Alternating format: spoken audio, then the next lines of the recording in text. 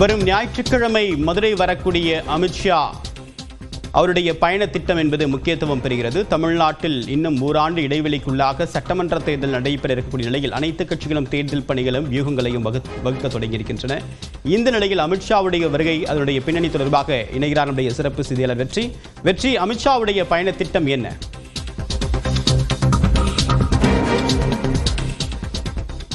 தேவப்பிரியன், மத்திய உள்துறை அமைச்சர் அவருடைய தமிழகம் வருகை என்பது பல்வேறு எதிர்பார்ப்புகளை கிளப்பியிருக்கிறது. இன்று இரவு மதுரை வருகிறார். 2 நாள் பயணமாக 2026 சட்டமன்ற தேர்தலுக்கு பாஜகவை தீவிரப்படுத்த வேண்டும், பாஜக கூட்டணியை தீவிரப்படுத்த வேண்டும் என்ற நோக்கத்தில் அவர் மதுரை வருகிறார். நாளை மாலை 4 மணி அளவில் இந்த இடத்தில் ஒத்தக்கடை பகுதியில் நடக்கக்கூடிய ஒரு மாபெரும் நிர்வாகிகள் சந்திப்பு கூட்டத்தில் பங்கேற்கிறார். தமிழகம் முழுவதும் இருந்தும் பாஜகவினுடைய அனைத்து பிரிவுகளை சார்ந்த 15,000க்கும் மேற்பட்ட நிர்வாகிகள் வருகிறார்கள். இந்த கூட்டத்திற்கு வருவதற்கு முன்னதாக அவர் தங்கியிருக்கக்கூடிய தனியார் விடுதியில் அவர் கூட்டணி கட்சியினரையும் கட்சி நிர்வாகிகள் உயர்மட்ட நிர்வாகிகளோடும் ஒரு முக்கியமான ஆலோசனை நடத்துகிறார்.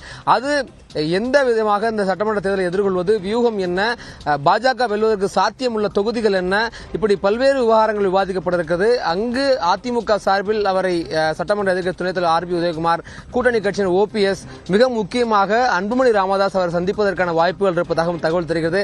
தென்னகத்தை வழக்கமாக பாஜக இந்த முறை நயினார் நாகேந்திரன் பொறுப்பேற்ற பின்பு மதுரை வரக்கூடிய முதல் முறையாக தமிழகம் வருகிற அமித்ஷா. எனவே தென்னகத்தை தென் தமிழ்நாட்டில் அவர்களுக்கு 10 நாடாளுமன்ற தொகுதிகளுக்கு உட்பட்ட ஒரு 5 நாடாளுமன்ற தொகுதிகளில் அவர்களுக்கான வாக்கு சதவீதம் கடந்த தேர்தல் போது அதிகரித்தது. அதனால் இங்கு இருக்கக்கூடிய ஒரு 30க்கும் மேற்பட்ட சட்டமன்ற தொகுதிகளை பாஜக குறிவைக்கிறது. இந்த பகுதியில் அதிகமாக பாஜகவுக்கான வாக்கு சதவீதம் கடந்த தேர்தல் உயர்ந்த காரணத்தினால் தென் மண்டலங்களை தென் மாவட்டங்களை குறிவைத்து இந்த பிரச்சாரத்தை கிட்டத்தட்ட பிரச்சார பாணியில் தான் இந்த அமித்ஷாவுடைய வருகை இருக்க போகிறது. மிக மிக பிரம்மாண்டமாக 15,000க்கும் மேற்பட்ட நிர்வாகிகள் பங்கேற்கிறார்கள்.